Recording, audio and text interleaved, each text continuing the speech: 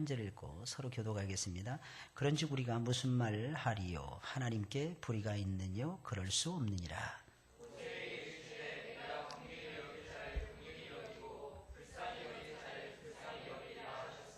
그런즉 원하는 자로 말미암음도 아니요 다른 박질 하는 자로 말미암음도 아니요 오직 긍휼히 여기시는 하나님으로 말미암음이니라.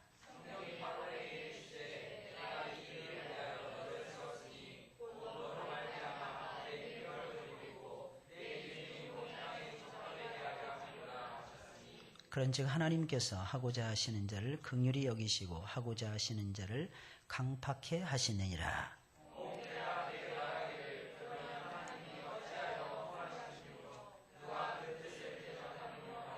이 사람아 내가 뇌기에 감히 하나님을 힐문하느뇨? 지음을 받은 물건이 지은 자에게 어찌 나를 이같이 만들었느냐 말하겠느뇨?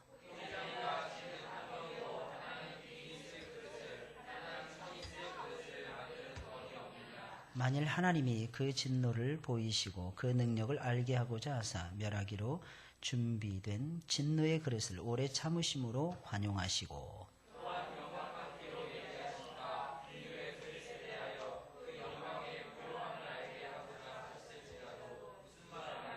이 그릇은 우리니 곧 유대인 중에서뿐 아니라 이방인 중에서도 부르신 자니라.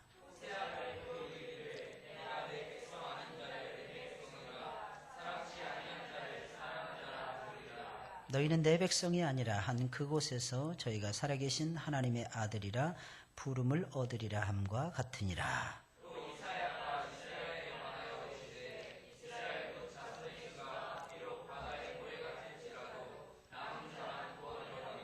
주께서 땅 위에서 그 말씀을 이루사 필하시고 끝내시리라 하셨느니라.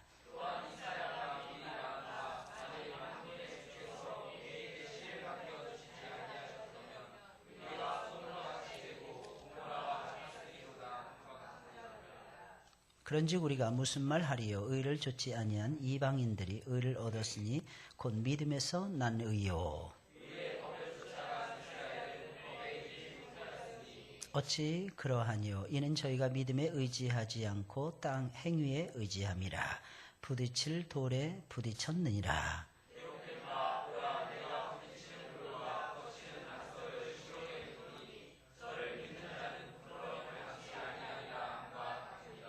아멘. 우리 한번 제목을 따라서 해보겠습니다. 남은 자는 구원을 얻으리라.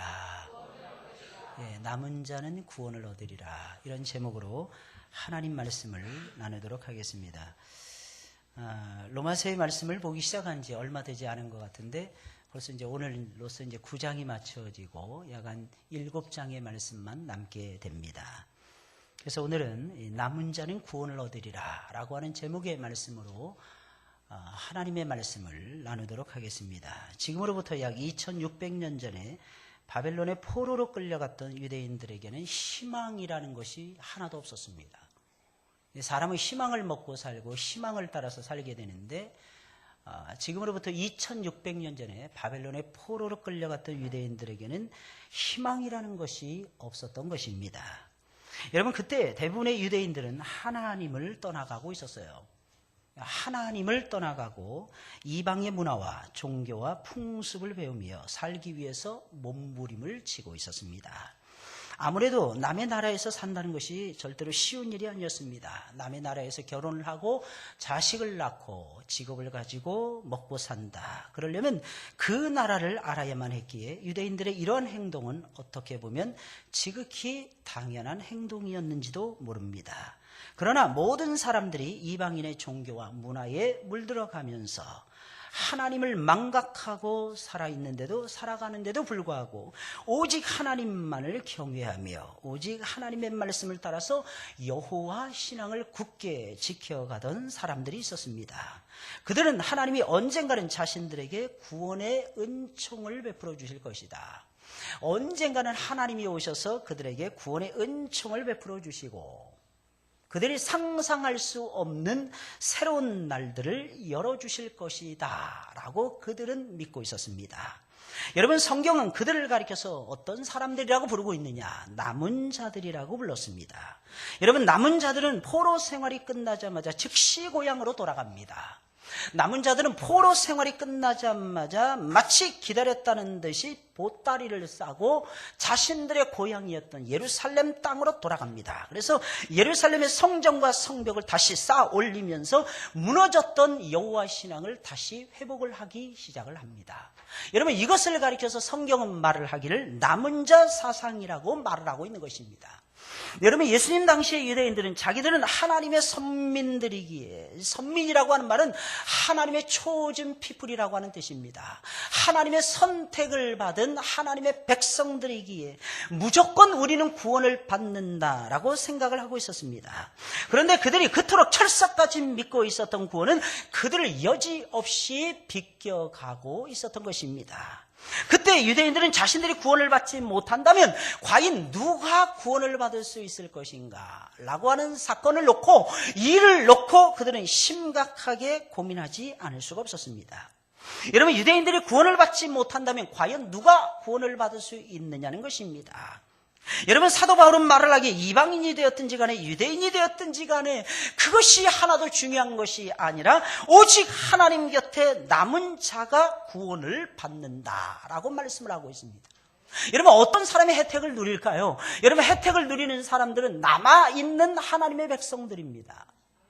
남은 자 사상, 이것을 가리켜 성경은 남은 자라고 이야기를 합니다. 물론 그 남은 자라고 하는 이 말은요, 하나님 안에 남아있는 것을 얘기하는 거예요. 하나님의 사랑 가운데 남아있는 것을 의미하는 것입니다. 다시 말씀드리면 하나님의 생명의 말씀 가운데 남아있는 것을 의미하더라는 것입니다. 그 남은 자가 성경은 말을 하기를 구원에 이른다. 여러분, 예수 그리스도 안에 뿌리를 내리고 뿌리를 받고 남아있는 사람들이 되시길 예수님의 이름으로 축원을 드립니다. 여러분, 그 정도에서 멈춰서는 안 돼요. 우리는 더 나아가서 예수님의 사랑을 알아야 되는 것입니다. 여러분, 신앙이라는 게 도대체 무엇일까요? 저는 생각하길 하나님의 사랑을 알아가는 것이 신앙이라고 생각을 합니다. 많은 사람들이 이야기를 해요. 나는 하나님을 만났습니다. 나는 하나님을 압니다. 라고 말을 합니다. 그런데 이상하게 행동을 하는 모습을 보게 되면 사랑이 없어요. 여러분, 우리 주님께서는 우리에게 분명히 말씀하고 계시잖아요. 사랑이 없으면 아무것도 아니라고. 여러분, 설령 우리가 예언을 하고 방언을 하고 산을 옮길 만한 큰 믿음을 가지고 있다 할지라도 저와 여러분들의 마음속에 하나님의 사랑이 날마다 더해가고 날마다 극대화가 되어져 가고 그 사랑을 이웃을 향해서 하나님을 향해서 표출해내지 못한다면 미안하지만 여러분들은 퇴보하는 신앙을 가지고 있다는 것입니다. 날마다 신앙이 좋아진다. 여러분, 이 말씀은요, 여러분들의 마음속에 사랑의 바운더리가 넓혀져 간다는 것을 의미하더라는 것입니다. 정말 하나님 사랑하십니까? 오늘 이 밤에 여러분들은 하나님을 사랑하는 마음으로 나오셨습니까? 여러분들 오늘 이 설교 말씀을 들으면서 여러분들의 마음속에 하나님을 향한 사랑의 그릇을 넓혀가시길 예수님의 이름으로 축원을 드립니다. 사랑이 넓어져야만 되더라는 것입니다. 사랑 안에 그래서 머물러야만 된다는 것입니다. 근데 유대인들은 그렇지가 못하고 있었다는 것입니다. 오늘 본문 27절, 29절에 있는 말씀이에요. 또 이사야가 이스라엘에 관하여 외치되 이스라엘 뭇 자손의 수가 비록 바다의 모래 같을지라도 남은 자만 구원을 얻으리니. 많은 사람들이 남아있는데 그 남아있는 모든 사람들이 구원을 받는 것이 아니라는 설명입니다. 우리가 보기엔 하나님 앞에 나오면 모든 사람들이 전부 다 구원에 이를 것 같죠? 아닙니다. 오직 여호와의 이름을 부르는 자들만이 구원을 얻게 되더라는 것입니다. 그리고 이어서 말씀을 하십니다. 주께서 땅 위에서 그 말씀을 이루사 필하시고 끝내시리라. 여러분, 이 땅에서만이 오직 구원의 역사가 펼쳐가는 거예요. 죽으면 끝나더라는 것입니다. 그래서 살아있을 때 예수님 만날 수 있도록 도와줘야 되는 것이 그래서인 것입니다. 이 땅에서 끝나버려요. 이 땅에서. 죽은 자를 위해서 우리가 기도하면 목사님 지옥에서 천국으로 올라갈 수 있는 것이 아니겠습니까? 그 무슨 코미디입니까? 하나님이 절대로 그렇게 말씀하시지 않고 있다는 것입니다. 땅 위에서 그 말씀을 이루어 가신다는 거예요. 이 말씀이 무슨 말? 구원의 말씀인 것입니다. 이 말씀이 어떤 말씀이에요? 약속의 말씀이에요. 이 말씀이 어떤 말씀이에요? 축복의 말씀이라는 것입니다. 그러면 그 말씀을 어디에서 이루어 가시냐? 땅 위에서 이루시고 하나님께서 필하시고 끝내시더라는 것입니다. 할렐루야.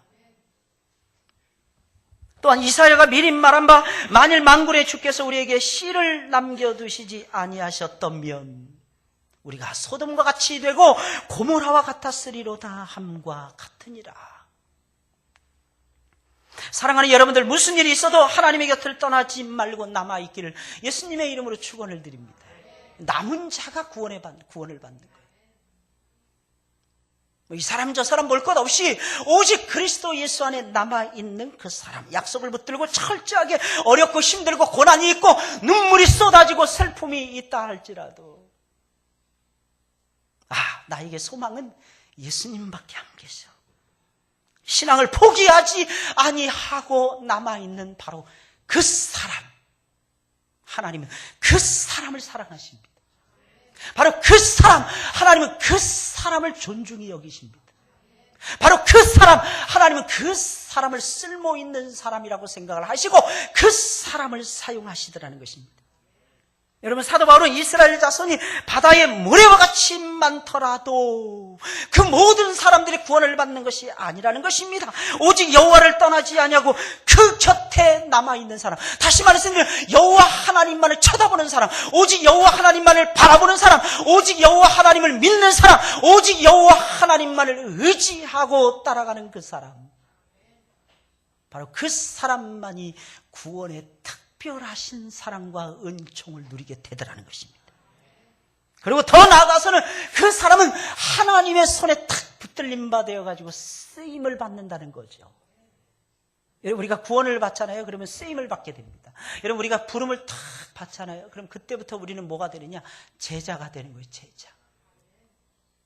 성경을 읽어보면 우리가 자세히 알 수 있는데 우리는 제자 훈련을 끝낸 사람이 제자라고 생각하기 쉬워요. 여러분, 그것은 이방인들의 생각입니다. 제자 훈련을 다 마치고 신학 공부를 마친 사람들만 예수님의 제자라고 착각을 하고 오해를 합니다. 그리고 미루는 거예요.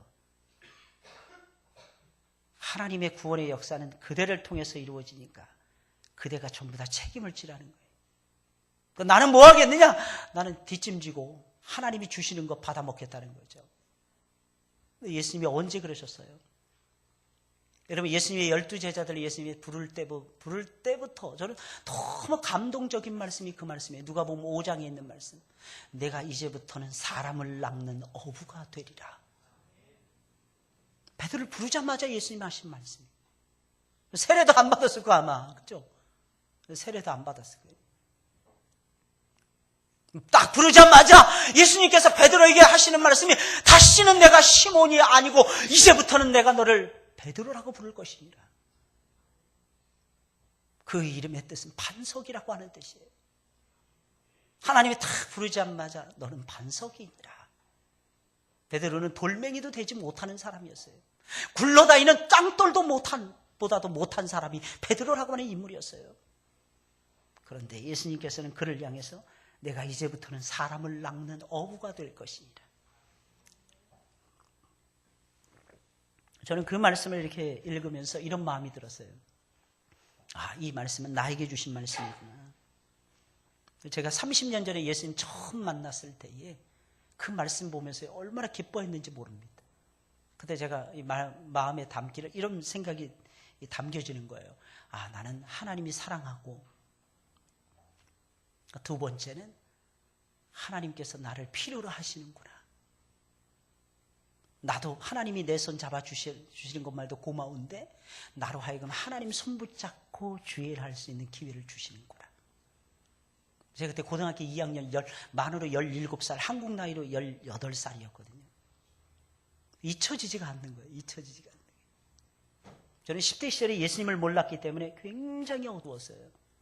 늘 어두운 얼굴에 늘 안색이 그냥 짙게 드리워져 있는 거예요. 캄캄해. 가뜩이나 얼굴도 시커먼데 거기다가 근심 걱정 막 해서 왜냐하면 나는 쓸모없는 존재라는 그런 생각이 참 많이 들었어요. 제가 이 중학교 3학년 때까지만 해도 16살 때까지만 해도 그림을 그리고 다녔어요. 그림을 그리면서 자존감이 있었거든요. 근데 그거 가지고는 내가 먹고 살기 힘들겠다 싶어가지고 붓대를 꺾고 그때부터 공부하기 시작을 했어요. 근데 성적이 하루아침에 그냥 쑥쑥 자라겠느냐는 거예요. 그러면 얼마나 좋겠습니까? 그게 안 되는 거예요. 맨날 중학교 때까지 해서 상 받고 그랬거든요. 이렇게 그림을 잘 그리는 아이 이러면서 친구들에게 통했어요. 근데 할 수 있는 것이 아무것도 없는 거야. 고등학교 올라가 보니까 오직 공부밖에 없는 거예요. 그래서 노래라도 불러봐야 되겠다 그랬는데 음악 선생님이 저한테 너 술 좀 임마 애들이 다 욕해 있을게 이래가지고 그 다음부터는 제가 말도 꺼내지를 못했어요. 노래를 그렇게 못했나 봐 제가 보기에는 저 딴에는 굉장히 잘했는데 음악 선생님 평가하기엔 노래를 못했다고 평가를 하신 거예요. 근데 고등학교 2학년이 되었습니다. 어느 날 갑자기 오디션을 보겠다는 거예요. 합창부를 교내 합창반을 만든다는 거예요. 우리는 인문계 고등학교이기 때문에 공부만 해서는 살 수 없다. 그러면서 감성을 키워줘야 공부도 잘한다. 그러면서 새로운 프린서플 교장 선생님이 오셨습니다. 그러면서 학교 분위기가 학내 분위기가 싹 달라졌어요. 근데 그 교장 선생님이 5개월도 되지 않아서 돌아가셨습니다. 부임하시고 5개월도 반년도 못 하시고 돌아가셨어요. 그러다 갑자기 오디션을 봤는데 노래를 제가 너무 못하니까 일출봉에 해 뜨거든 날 불러주오 짧게 끝내려고 기다리는 마음 딱 2줄로 딱 되어 있는 거 불렀어요. 그랬더니 음악 선생님이 저한테 했는데 15명 우리 반에서 15명 최고로 많았어요. 합창반에 들어갔는데 우리 반이 보통 6명 5명 이렇게밖에 안 되는데 왜 10개 반까지 있으니까 저를 딱 지목을 하더라고요. 제가 깜짝 놀래가지고 선생님 실수하신 거 아니십니까? 잘못 부르신 거 아니에요? 그래서 제가 손들고 그랬어요. 제 이름을 딱 부르기 선생님 잘못 부르신 거 아닙니까? 그랬더니 음악 선생님이 저한테 그러는 거예요. 야 너 하기 싫으냐 이 새끼야? 간다 이 새끼야. 저한테 그러는 거예요. 제가 아주 너무 웃겨가지고 음악 선생님이 여자분이었거든요. 이분이 높은 뜻 승희교회 지휘자로 오랫동안 봉사하셨던 제 음악 선생님 은사 되시는 저 중학교 때 담임 선생님이었어요. 그러니까 저를 너무 잘하는 거예요.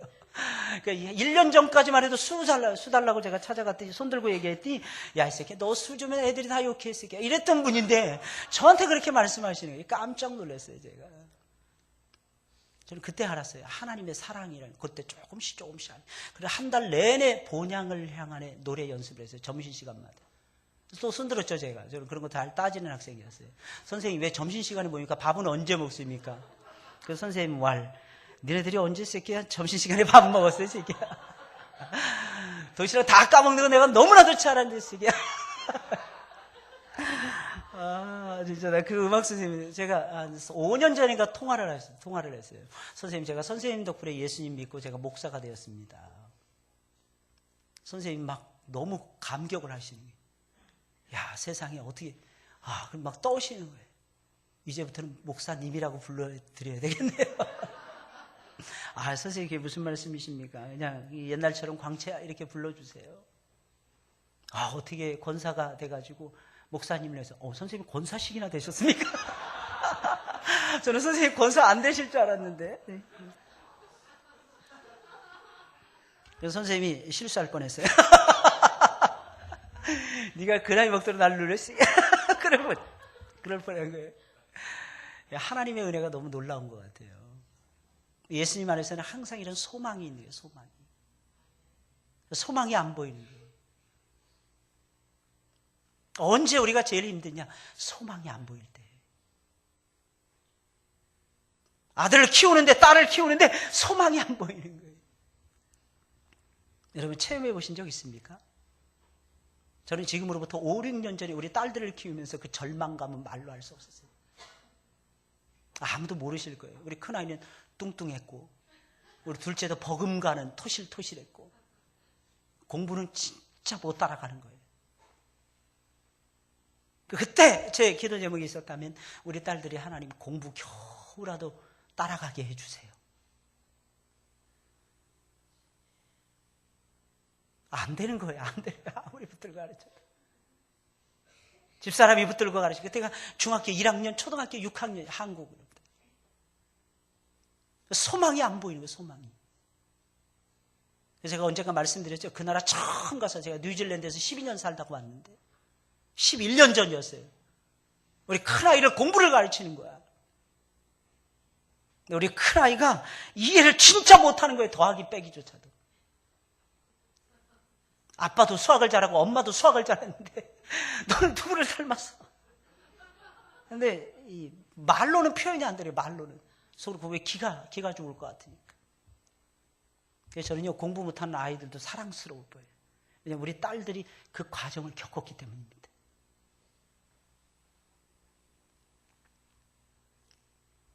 그러니까 우리 아이가 공부를 열심히 제가 가르쳐 주는데 눈물을 뚝뚝 흘리는 거야. 달기똥 같은 눈물을. 특히 우리 하영이가. 그때는 도영이는 공부를 일취월장했거든요. 10주 딱 지나니까 영어로 일기를 써버리더라고. 깜짝 놀랐어요. 놀랄 거 없어요. I went to 뭐 이런. 내가 어디 갔는데 뭐 누구 만났는데 겨우 그 정도 수준이었어요. 근데 어찌됐든 자기 속에 있는 걸 표현하는 거야. 나는 친구와 놀았다, 일어났다 뭐 이런 표현을 쓰는데 영어로 하더라니까. 기특 하더라니까. 우리 큰아이는 벙어리였어요. 말 진짜 못하는 거야. 우리 작은 아이는 맨날 상을 받아오는데 큰아이는 단 한 번도 그때까지 상을 못 받아오는 거였어요. 나는 그래서 우리 도영이 상 받아오길래 다 주나 보다 이렇게 생각해요. 다 주나 보다. 격려 차원에서 다 주나 보다 이렇게 생각을 했어요. 근데 나중에 알고 봤더니 그게 아니었어요. 그게 아니었어요. 그러니까 우리 하영이한테 제가 눈물 뚝뚝 흘리길래 하영아 왜 웃니? 그랬더니 아빠 나는 왜 이렇게 할 줄 아는 게 없어. 그때 한국 나이로 9살이었어요. 그 나라 나이로 8살이었어요. 왜 없어? 네가 할 줄 아는 게. 근데 우리 하영이는 집요하거든요. 아빠 뭐 있어? 아빠 뭐 있어? 왜 없어? 그러고 나서 그 소리 딱 치고 생각해보니까 아무리 생각해도 없는 거야. 잘하는 게. 우리 딸이 잘하는 게 먹는 거 외에는, 자는 거 외에는 아무것도 잘하는 게 없는 거야. 그 유아기 때나 해당이 되는 거지. 9살, 10살짜리한테 어떻게 그게 해당이 되겠습니까? 이제 말을 못해요. 말을 못하는 거예요. 근데 하나님이 그때 제 머릿속에 지혜를 주시더라고요. 딱 머릿속에 딱 스치고 지나가는 것이 책상에 오래 앉아있어야 공부 잘한다 이 생각이 드는 거 있죠. 왜 없어? 너는 책상에 오래 앉아있을 수 있잖아. 뚱뚱하니까 당연하지. 뚱뚱하니까 움직이기 싫어하는 거야. 책상에 한번 앉으면 움직이기가 싫은 거야. 우리 딸은 떼굴떼굴 막 굴르면서 이불에서. 그러던 우리 하영이었어요. 저는 잊을 수가 없어요. 근데 어느 날 우리가 수요 예배하고 금요 기도회를 믹서해가지고 수요 예배를 드렸어요. 2시간 예배를 드렸어요. 30분 찬양, 1시간 설교, 30분 기도. 그걸 우리 아이들이 아기 때부터 이 앞에서 꼼짝하지 않고 지금 애들 움직이는데 우리 딸들한테는 저런 장면이 전혀 없었어요. 그냥 이 자리에 딱 앉아가지고 마치 못에 딱 박힌 것처럼 우리 아이들은 예배를 드렸습니다. 공부는 못했지만 비록. 근데 성령이 우리 딸을 찾아온 거예요. 어느 날. 그때가 우리 아이가 14살 됐어요. 14살. 그러니까 그 세월이 5년, 6년을 건너뛴 거죠. 그래도 아무런 변화의 흔적, 역사가 아무것도 없는 거예요. 신앙이라는 게 그런 거예요. 당장 내가 열심히 예수님 믿는다고 해서 흔적이 나타나고 결과가 나타나고 열매들이 나타나면 다 예수님 믿죠. 근데 안 보여요. 아무것도 보이지 않을 때가 있어요. 그걸 몇 년을 보내는 거예요. 다른 교회 애들은 상 받아왔다고 좋다고 제품에 안겨서 축복 기도를 받는데 우리 아이들은 그런 경험이 없는 거예요. 그런데 하나님이 찾아오시는 거예요. 저는 이렇게 기도를 시켜놓고 기도를 하나 못하나 확인을 하거든요. 제가 눈 뜨고 다 보면서 기도해요. 어떤 때는. 그러니까 여러분들 조심하시기 바랍니다. 제가 다 보고 있다는 거예요. 기도하실 때. 여러분들 그렇다고 해서 눈 뜨고 저 눈 딱 맞으시면 그때부터 여러분들은 시험에 들어서 기도가 안 터집니다.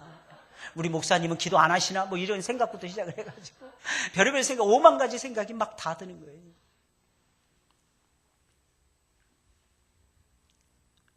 막 펑펑 우는 거예요. 제일 앞에서. 막 울면서 끝날 때까지 끝난데도 그 울음이 멈춰지질 않는 거예요. 제가 탁 직감을 했어요. 하나님이 우리 딸을 사랑해서 만나 주시러 오셨구나. 최고의 만남은 하나님 아버지와의 만남이 아니겠습니까? 그러니까 우리 아이가 하나님을 만나고 뭘 위해서 기도했니? 끝나고 나서 물어봤어요. 아빠, 내 죄가 너무 컸어, 아빠. 제대로 만났구나. 이런 생각이 자꾸 드는 거 있죠? 그 다음부터 앉아서 막 기도하고 앉아서 열심히 그냥 끝까지 책을 붙드는 거예요. 그러니까 막 쑥쑥쑥쑥 성적이 올라가더라고. 나중에는 기고만장하는 거예요. 너는 충분히 의대까지 갈 수 있어. 그랬더니 우리 딸이 아멘, 할렐루야 막 올라가는 거예요. 막 성적이 올라가는 거예요. 저는 깜짝 놀랐어요. 그래서 이 세상에서 제일로 필요한 것이 하나님 아버지를 만나는 것입니다. 여러분, 자녀들에게 유산으로 물려줄 수 있는 것이 그런 예배의 자리로 아이들을 데리고 나오는 것입니다. 뭘 하든지 간에. 그래서 아이들이 예수님 만나도록 만들어 주어야 돼요. 근데 그 어간에 우리 딸들도 3학년에서 4학년을 건너뛰고 5학년에 둘째 아이도 건너뛰어서 점프했어요. 그래서 우리 딸도 우리 둘째 아이도 한 4, 5년 동안 힘들었어요. 가뜩이나 일찍 들어간 나이인데 거기다가 한 학년을 또 점프시켰는 보니까 보통 친구 애들보다 2살, 3살 더 많은 아이들하고 공부를 했어요. 어느 날 상을 못 받으니까 우리 도희가 자괴감에 빠졌어요. 교장 선생님 찾아갔어요. 우리 아이 유급을 시켜달라고, 학년 내려달라고. 그랬더니 교장 선생님 교사회에서 충분히 논의 끝에 이 아이는 따라갈 수 있다고 진단을 내려서 했습니다. 그러니 기다려주세요, 아빠가. 다른 아빠들은 올라가게 해주세요. 찾아간다는 거예요. 근데 저는 내려달라는 거예요. 우리 딸 자신감 잃어버리면 아무것도 못하더라는 것입니다. 그리고 정확하게 1년 후에 우리 둘째 아이도 큰 아이하고 똑같은 체험을 하게 되는 거예요. 만 13살, 14살에. 저는 그때 예수님 못 만났거든요. 근데 그때 우리 딸들이 예수님을 만난 거예요. 여러분, 유대인이면 뭐하고 헬라인이면 뭐합니까? 유대인이라고 해서 신앙을 그대로 부모의 신앙을 물려왔습니까? 헬라인이라고 머리 똑똑한 거 그대로 물려봤습니까? 안 돼요. 하나님을 그 아이도 인격적으로 다시 만나야 됩니다. 엄마가 사모고 아빠가 목사라고 했어요. 아이들이 저절로 은혜의 노다지 밭을 걸어가느냐? 그럴 수 없어요. 하나님을 새로운 피조물이 되려면 새로운 체험을 해야 되는 것입니다. 그래서 그때 알았어요. 하나님이 우리 딸들을 그렇게 사랑하시는구나.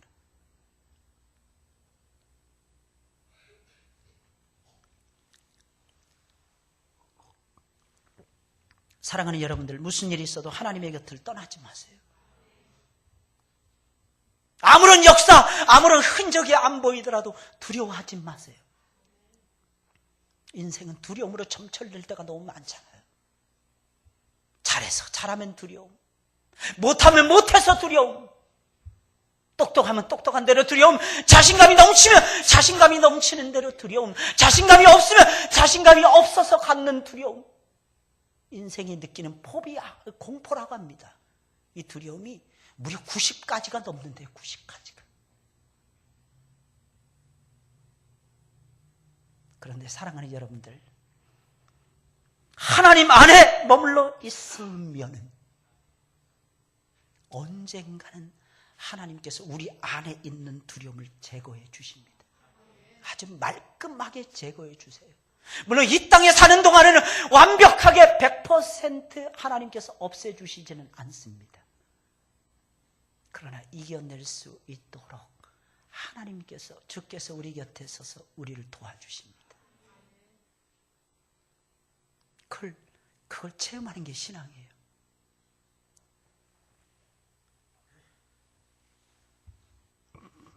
여러분, 그러면 어떻게 해야 남은 자가 되는 것입니까? 다 남은 자가 되고 싶어 하죠. 원하는 자들이 얼마나 많습니까? 그리고 남은 자가 되기 위해서 노력하고 다른 박질 치는 사람들이 얼마나 많느냐는 것입니다. 그런데 다 되는 것이 아닙니다. 그건 전적인 하나님의 역사로 이루어지는 거예요. 사람의 공로가 개입이 안 돼요. 물론 남아있죠. 그 남아있다고 해서 다 받느냐? 그럴 수 없습니다. 만나는 사람들만 만나는 거예요. 주는 자만이 주는 것입니다. 이게 너무 신기한 거예요. 그럼 어떤 사람이 남은 자가 되는 것입니까? 어떻게 해야만이 남은 자가 되는 것입니까? 첫째로 하나님의 무조건적인 선택으로 말미암아 남은 자가 되는 것입니다. 하나님의 선택이에요. 하나님의 선택. 하나님이 정하시는 것입니다. 언제? 창세전에 정하셨다는 것입니다. 하나님이 선택해 주셔야만이 남은 자가 되는 것입니다. 남은 자가 되고 싶다고 해서 다 될 수 있는 것이 아니라는 것입니다. 오늘 14절, 18절에 나와 있는 말씀이에요. 그런즉 우리가 무슨 말 하리요? 하나님께 불의가 있느뇨? 그럴 수 없느니라. 모세에게 이르시되 내가 긍휼히 여길 자를 긍휼히 여기고 불쌍히 여길 자를 불쌍히 여기리라 하셨으니 내 맘이라 이거죠. 그런즉 원하는 자로 말미암음도 아니요 모든 사람들이 소원한다 희망을 갖는다고 해서 되는 것이 아니라는 것입니다. 다름질하는 자로 말미암음도 아니요, 다름질하는 노력을 얘기하는 거예요. 노력한다고 해서 하나님 앞에서 남은 자가 되는 것이 아니라는 것입니다. 오직 긍휼히 여기시는 하나님으로 말미암음이니라.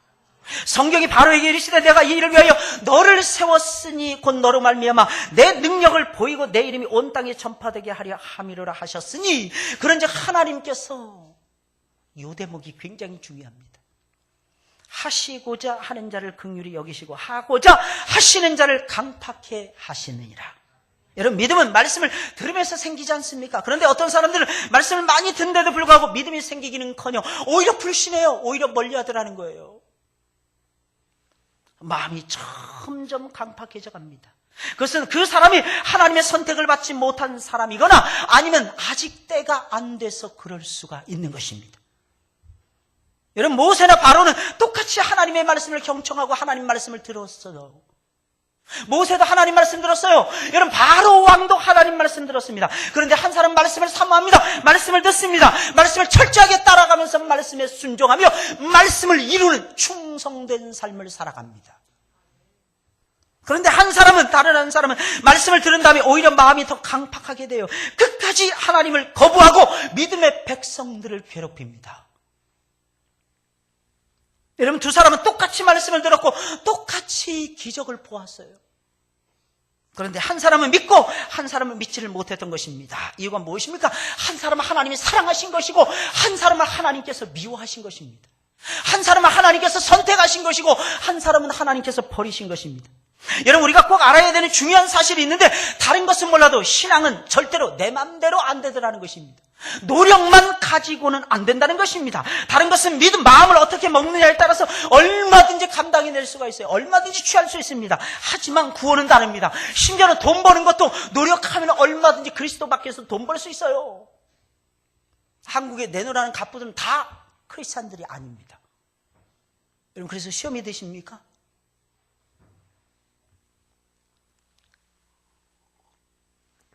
우리가 원하고 노력한다고 해서 얻을 수 있는 것이 아니라는 것입니다.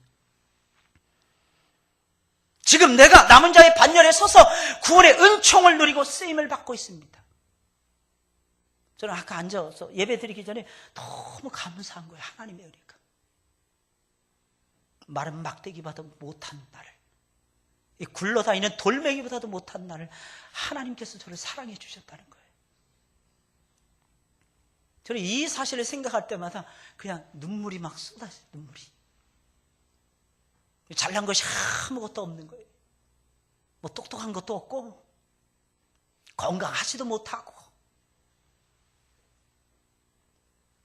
그런데 하나님께서 나를 사랑하신다는 것입니다.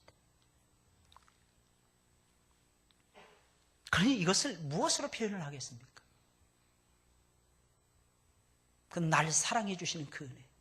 그래서 우리는 고백할 수밖에 없는 거예요.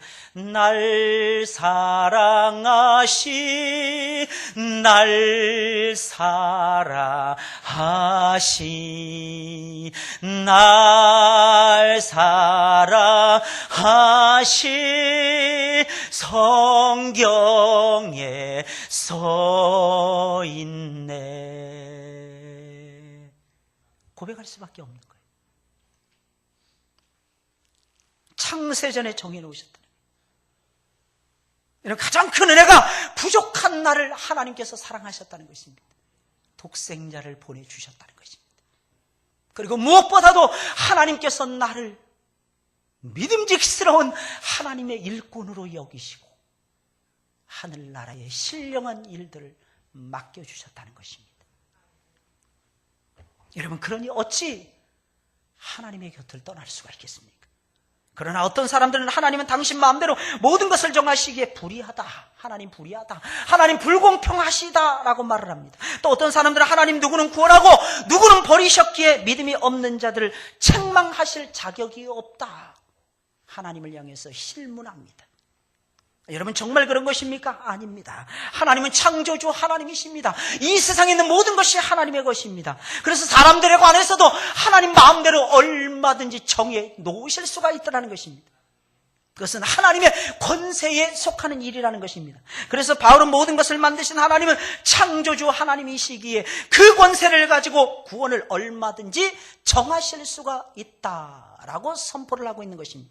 그것이 오늘 본문 19절부터 24절까지 말씀입니다. 혹 내가 내게 말하기를 그러면 하나님이 어찌하여 허물하시느뇨 누가 그 뜻을 대적하느뇨 하리니 이 사람아 내가 뇌기에 감히 하나님을 실문하느냐 지음을 받은 물건이 지은 자에게 어찌 나를 이같이 만들었느냐 말하겠느뇨 토기장이가 지는 한 덩어리로 하나님 귀 쓰는 그릇을 하나는 천이 쓰는 그릇을 만드는 권이 없느냐 만일 하나님이 그 진노를 보이시고 그 능력을 알게 하고자 하사 멸하기로 준비된 진노의 그릇을 오래 참으심으로 관용하시고 또한 영광받기로 예비하신 바 긍휼의 그릇에 대하여 그 영광의 부유함을 알게 하고자 하셨을지라도 무슨 말 하리요.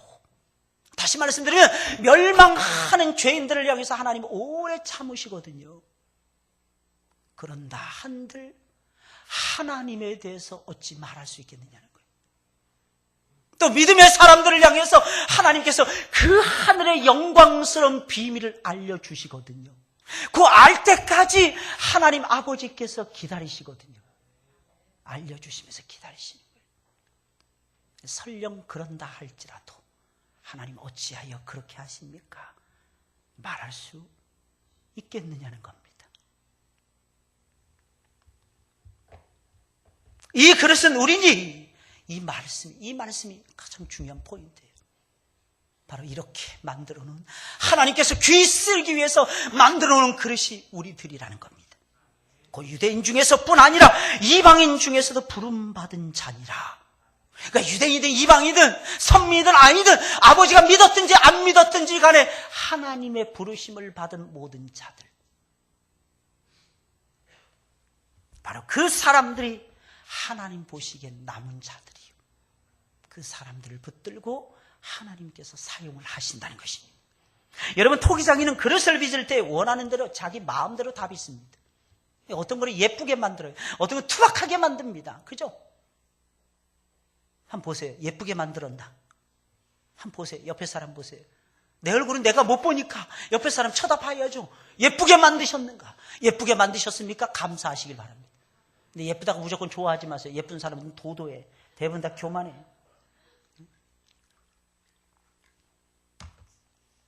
저는 이 세상에서 우리 딸들이 제일 예뻐요.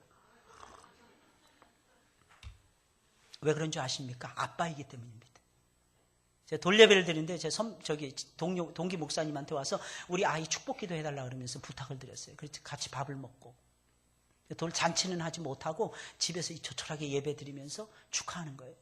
사진을 먼저 찍어가지고 다 걸어놨어요. 목사님 보세요. 우리 딸입니다. 참 이쁘지 않습니까?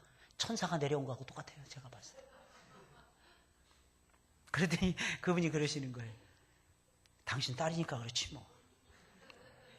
목사님 모르실 거예요. 목사님은 아들만 낳아봐서. 그랬더니 그분이 그러시는 거예요. 아들이든 딸이든 말이야. 임 목사. 그분이 저보다 14살이 많으신 동기 목사님이었어요.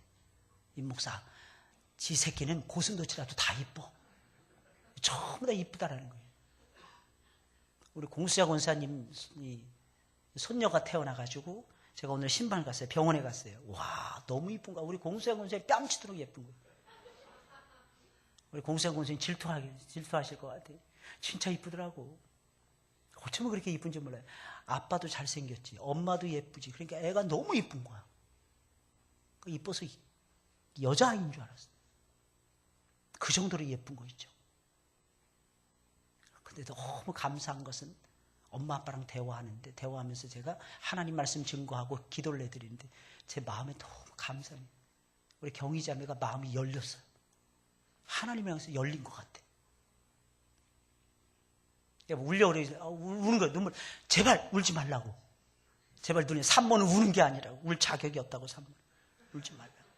눈이 시려진다 그러잖아요. 옛날에 어르신들이 울면은 애기 낳고 울면은 눈이 시려진. 울지 말라고. 나중에 울라고. 나중에 한 2달 후에 교회 와서 울라고. 교회 와서 하나님 앞에서. 그 은혜를 엄마가 돼 보니까 아는 거죠. 아는 것 같아. 느낌이. 하나님이 자기를 얼마나 사랑하시고 부모가 얼마나 사랑해서 자기를 키웠는가 하는 것이 보여지는 거예요. 저희 어머니가 그랬거든요. 너도 콕 나서 꼭 너 같은 콕 나와서. 제가 이러쿵저러쿵만 말씀드리니까. 오늘도 저희 어머니 아침에 생각이 나서 제가 한 2달 이상 저희 어머니 집에 가서 밥을 못 먹은 것 같아서 달려갔어요. 새벽 예배 마치고. 우리 어머니가 밥 차려놓는데, 그러니까 밥 차려놓으시니까 그렇게 기뻐가지고 밥상 탁 차려놓으신 거예요. 끝나고 난데, 우리 사랑하는 아들 한번 알아보자고 딱 앉는 거예요. 난 별로 기쁘지 않는데, 우리 어머니는 막 안고 막 그냥 뽀뽀하고 막 그러는 거예요. 그러니까 이 나이에 안긴다는 게 이게 참 이게 쑥스럽더라고요, 나는. 우리 딸들은 내가 안아주면서. 참, 이 사랑이 이기적이에요, 이기적이에요. 내리사랑이고. 전부 다 부모는 생각 못하고 자식 새끼들만 사랑해요. 근데 그게 맞아요. 그래야지 자식이 무럭무럭 자라죠. 부모만 하다 보면 어떻게 되겠습니까? 부모는 적당히 복받을 정도만 사랑하는 거야. 복받을 정도 적당히. 너무 막 그냥 거기 미쳐서 하지 말고. 그런 부부간의 금술이 깨집니다. 잘 들으셔야 돼요. 성우가, 넌 모르지? 나중에 너 10년 후에 목사님 말씀, 야, 이거 진짜 이 주옥 같은 목사님의 말씀 내가 그때 제대로 들었어야 되는데. 성우가, 너 10년도 안 걸릴 수 있어. 혹시 알아? 너 고등학교 졸업하고 너 장가 갈는지?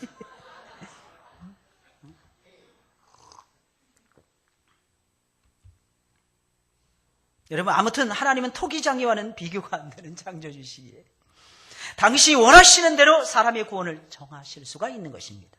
사람들은 자기들은 쇼핑을 가서 고를 것 지 맘대로 다 골라요. 뭘 살까 다 고릅니다. 왜 그런데 하나님이 사람 고르는 거는 11겁니까? 하나님 만드셨고 하나님께서 천하게 만들든 하나님 귀하게 만들든 그 하나님 마음 아니겠습니까?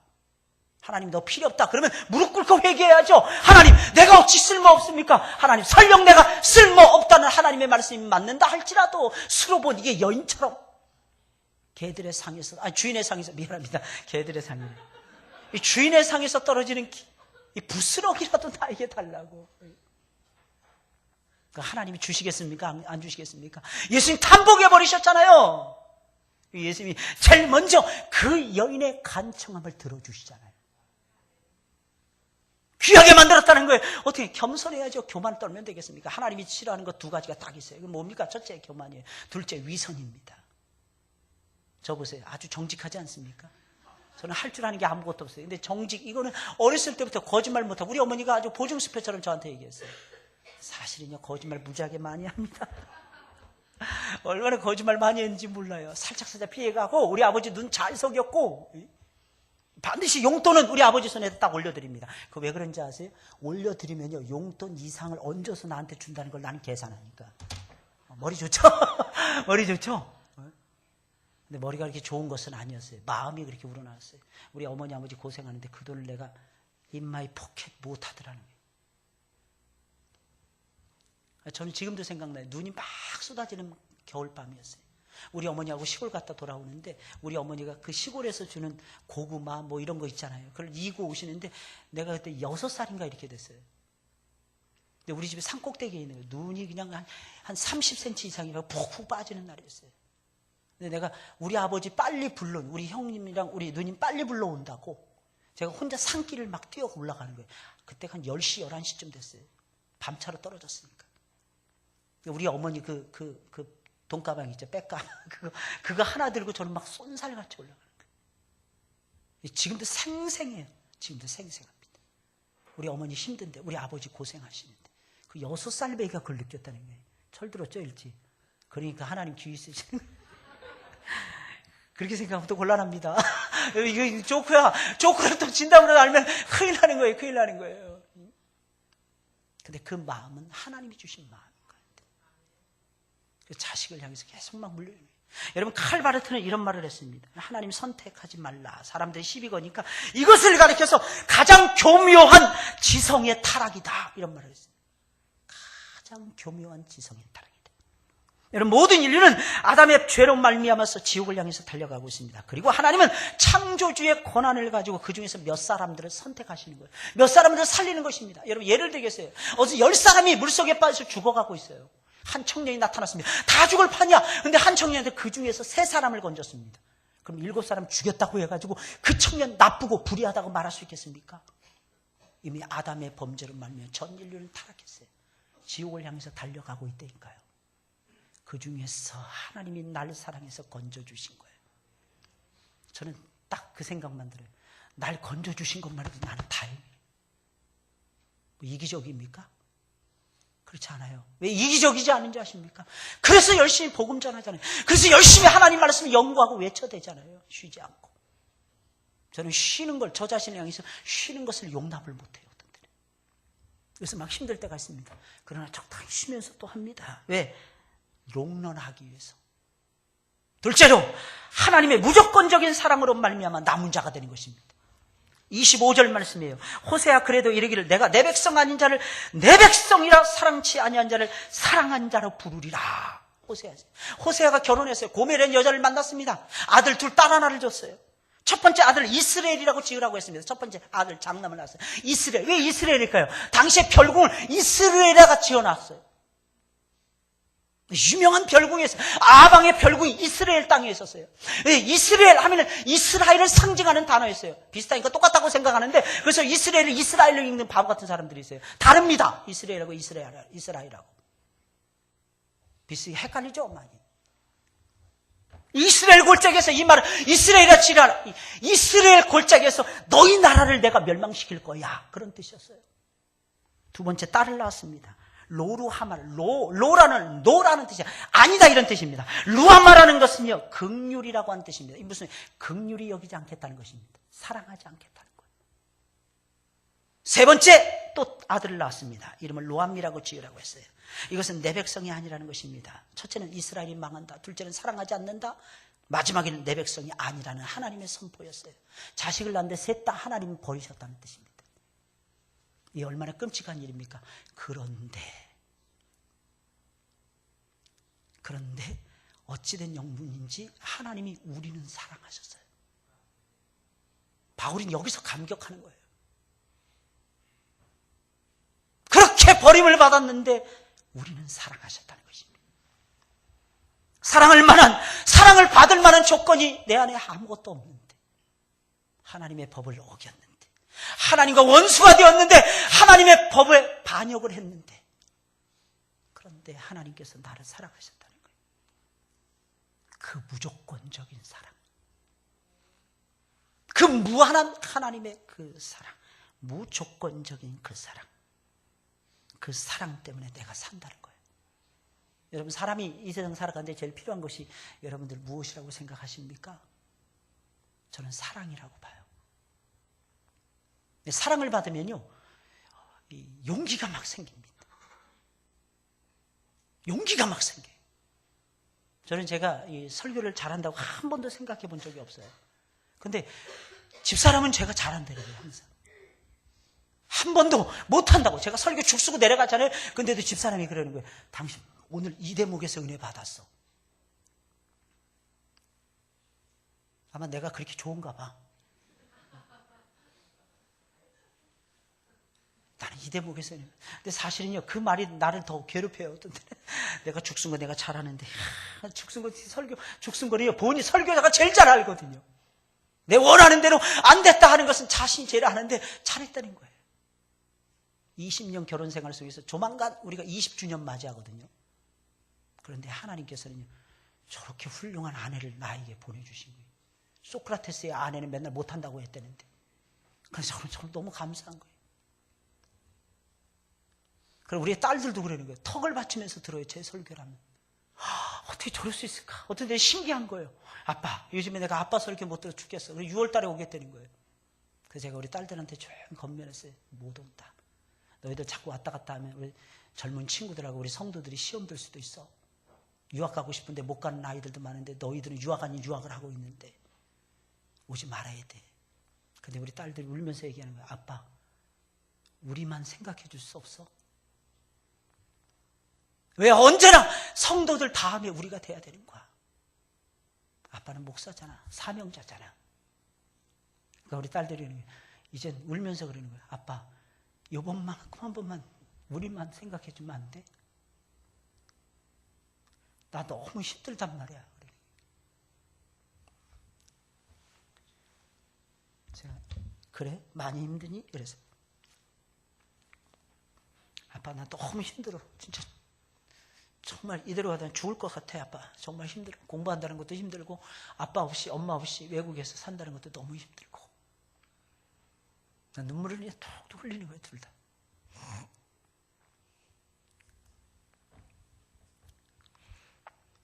그래서 제가 다시 전화 통화하면서 얘기했습니다.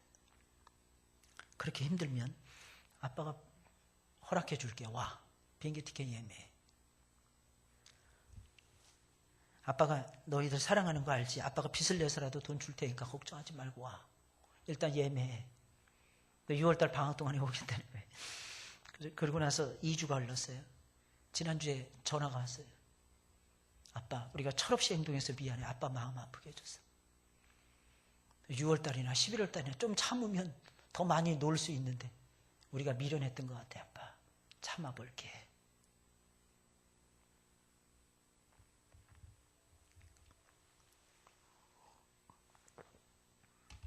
얼마나 감사한지 몰랐어요. 왜? 일단 돈 400만 원이 굳으니까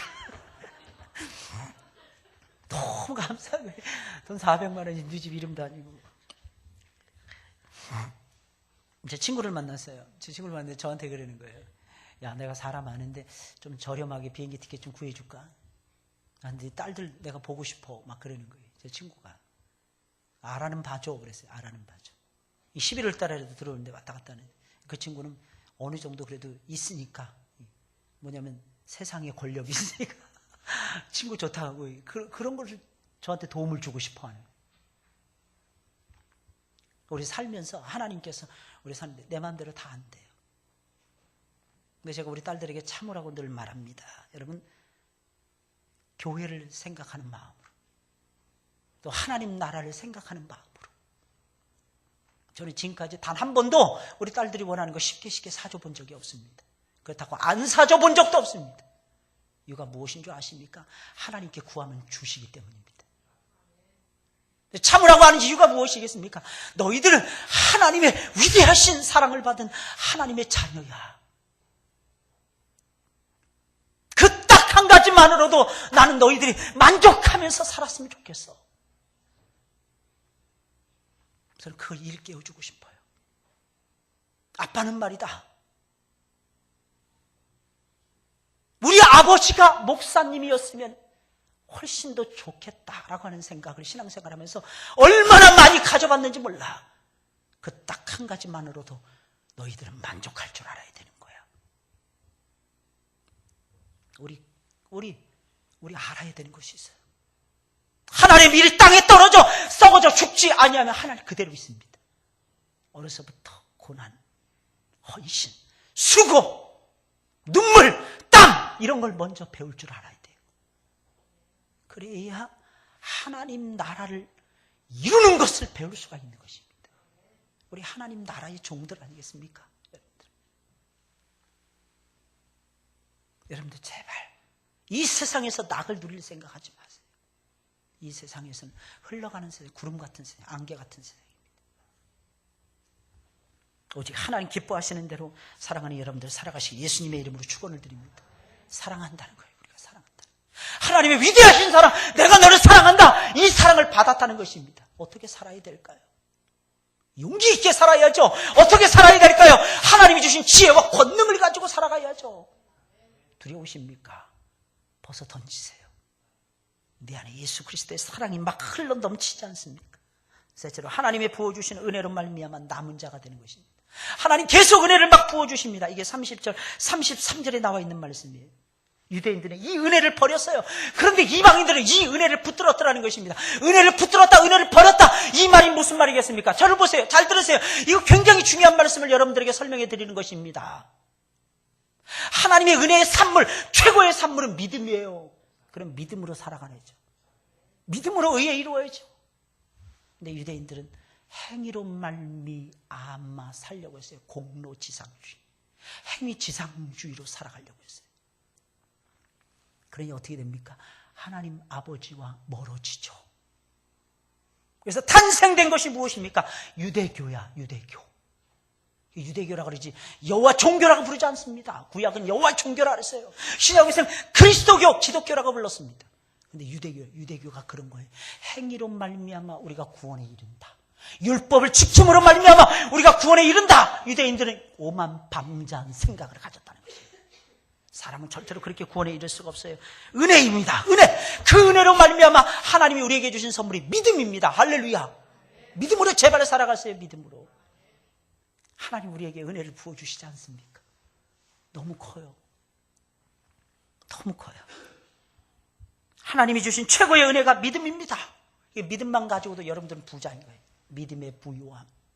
그 믿음이 어떻게 얻어진 것인지 여러분들 모를 것입니다. 예수 그리스도께서 사람의 몸을 입고 우리 가운데 내려오시고, 예수 그리스도께서 율법에 순종하여 33년의 생애를 살아가시고, 예수 그리스도께서 우리의 죄짐을 짊어지고 갈보리 위에 언덕 위에서 물과 피를 다 쏟아내시고 무덤 안에까지 들어가시는 낮아지심을 통해서 얻어진 믿음이라는 것입니다.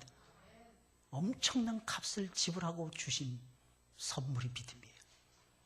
그래서 사랑하는 여러분, 믿음만 가지고도 우리는 충분하지 않습니까? 옛날에 제가 좋아하는 이 목사님 중에 한 분이 존 메가더 목사님이신데, 이분이 그런 책을 썼어요. 그리스도 한 분만으로도 충분하다. 과연 그렇습니까? 예수님 한 분으로 여러분 충분하십니까? 묻고 싶어요. 그 사람에겐 하늘의 신령한 복과 땅의 기름진 복과 자자손손 잘되게 하시는 하나님의 능하신 역사, 은총의 역사, 축복의 역사 끊이지 아니하고 이어지게 될 것입니다. 안 보인다고요? 원래 좋은 건 안 보입니다. 왠지 아십니까? 하나님 안 보여요. 왠지 아십니까? 하나님은 엄청나게 크신 분이시기 때문에. 엄청나게 크잖아요. 안 보입니다. 아주 작잖아요. 현미경을 통해서 밖에 못 봅니다. 하나님은 속삭이시는 음성이 아주 세미하게 들려옵니다. 그래서 하나님의 음성이 안 들려질 때도 있어요. 안 들려질 때도. 그러니까 여러분들 아셔야 돼요. 안 보이는 것이 정상이에요. 안 보여, 안 보여. 안 보여. 근데 안 보인다고 해서 없는 것이 아닙니다. 하나님은 우리 손바닥에 딱 올려주실 때가 있어요. 믿으시길 예수님의 이름으로 축원을 드립니다. 딱 손바닥 위에 올려주신다는 거예요. 그래서 씨앗을, 눈물의 씨앗을 뿌리는 시간이에요. 이 시간은 눈물의 씨앗. 그러면 하나님께서 기쁨으로 단을 거두게 하실 것입니다. 우리 나의 안에 거하라. 우리 찬양 드리겠습니다. 나의 안에 거하라. 나의 안에 거하라. 그리고 우리 다 같이 우리 합심해서 기도하겠습니다. 나의 안에 거하라.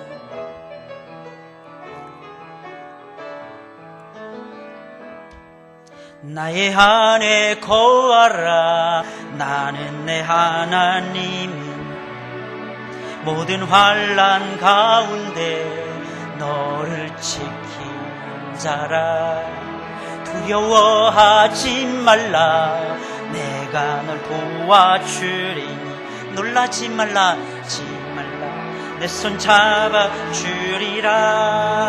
나의 안에 거하라. 나의 안에 거하라. 나는 내 하나님이 모든 환난 가운데 너를 지키는 자라. 두려워하지 말라. 내가 널 도와주리. 놀라지 말라. 내 손 잡아주리라.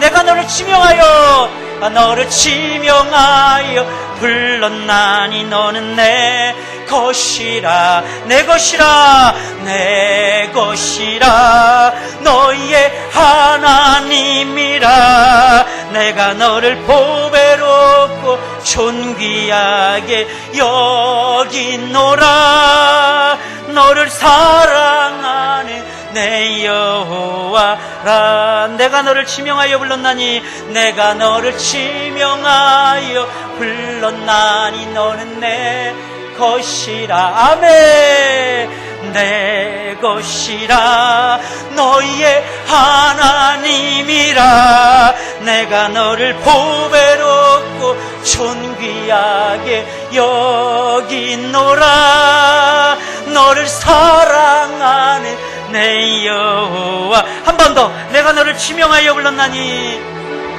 지명하여 불렀나니 너는 내 것이라 아멘 내 것이라 너희의 하나님이라 내가 너를 외롭고 존귀하게 여기노라 너를 사랑하는 내 여호와라 아멘 여러분 들리십니까?